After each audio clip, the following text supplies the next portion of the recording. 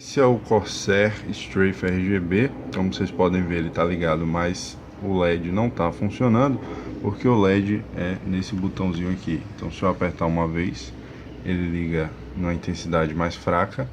Se eu apertar de novo, fica médio, e mais uma vez fica bem forte. E aí, se eu apertar a quarta vez, ele desliga. Esse botão aqui do lado é para travar a tecla Windows, para ela não funcionar nos jogos. Então, quando está azul, significa que a tecla está travada.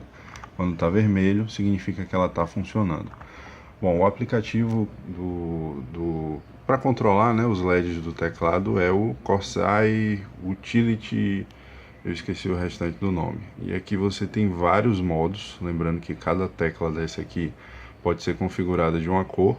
Eu prefiro esse arco-íris circular, mas você tem outros vários modos, por exemplo, chuva, como vocês podem ver. Tem também deslocamento de cor, e aí ele vai mudando, alternando a cor. Tem vários modos aqui. Bom, essa aqui é a caixinha, vem com todos os acessórios, as teclas próprias para jogos, né, que elas têm a superfície emborrachada, eu ainda não utilizei, certo? Isso aqui é para tirar as teclas.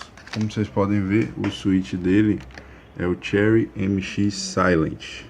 Aqui a tecla, é impresso a laser o nome, então não tem o risco de soltar, certo? Deixa eu encaixar aqui.